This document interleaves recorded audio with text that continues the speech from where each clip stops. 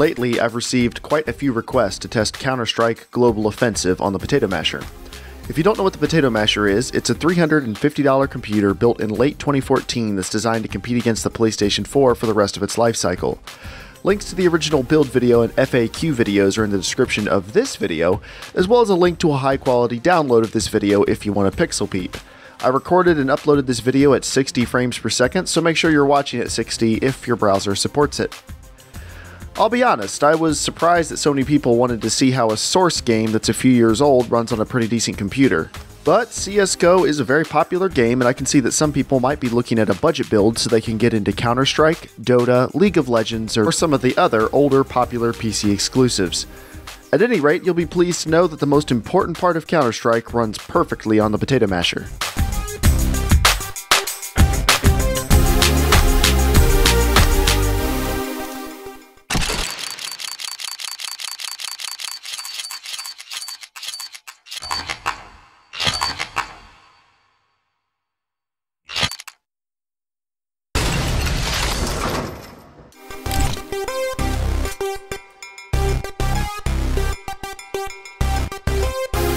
Before we get started, here are a few disclaimers. I am not a good Counter-Strike player. I haven't played seriously since Counter-Strike Source, so you'll see some amazingly below average gameplay here.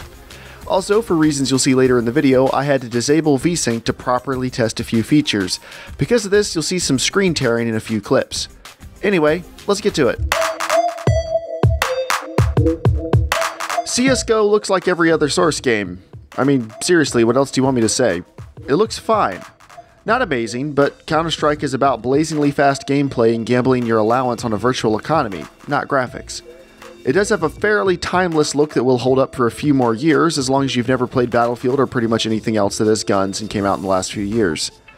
I set my original target at 1080p, 60 frames per second, maxed graphics. That was very easy to hit, as you can see. No careful testing required. This is literally the first video footage I recorded after turning the settings all the way up. As you can tell by the performance overlay in the left-hand corner of the screen, this didn't push the Potato Masher much at all. Let's give it more of a challenge. 60 FPS is well and good, but if you rely on carefully honed twitch reflexes and split-second reaction times, a 120 or 144 Hz monitor is a great upgrade. The Potato Masher handled higher frame rates extremely well. You'll be happy to know that 120 FPS worked great, still at very high settings. Still at 1080p, I bumped the frame rate limiter up to 144 FPS. At very high settings, the game fluctuated between 120 and 144 FPS. If you had a G-Sync monitor capable of that range, and there are some on the market, you'd never know the difference. That said, a stable frame rate is always ideal, so I lowered the settings to high, and 144 FPS was instantly achieved. The visual difference between very high and high is slight, and at that frame rate, visual fidelity is second to speed. But let's look at some other resolutions.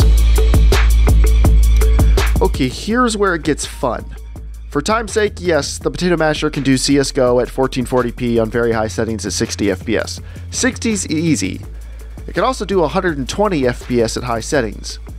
If that's just not good enough, drop down to medium and you'll get 144 FPS. Of course, you'll need a $750 1440p 144 Hz monitor to take advantage of this, but, you could if you wanted to. If 1080p at very high settings isn't good enough, and 1440p at very high settings looks pretty boring, you could always play at 4K and very high settings. That's right, the Potato Masher can't play most games at 4K 60 FPS, and certainly not at max settings, but Counter-Strike Go is one of those games. I don't know why you'll need to play at 4K with 16x anti-aliasing, but it's an option. You'll still be stuck at 60 FPS though, because even if you lower the settings all the way down, you won't hit a stable 120 or 144 FPS with this computer at 4K. It does get close though, so again, if you had a G-Sync monitor, that would probably work. Of course, there aren't any 120 or 144 Hz 4K monitors on the market right now, but they'll probably be here at some point, and when they get here, you'll be stuck with the 1440p 144 Hz peasants crying about how you can't buy a $2,000 monitor to hook up to your $350 computer. Counter-Strike Global Offensive looks fine, runs great, and is still the brutal, lightning-fast game you played on the library computers in middle school. If you want to build a budget computer to get back into it, you'll probably have great results. If you enjoyed this video, suggest another game that you'd like to see me test in the comments. Check the description for links to all the stuff I mentioned before, and have a great day.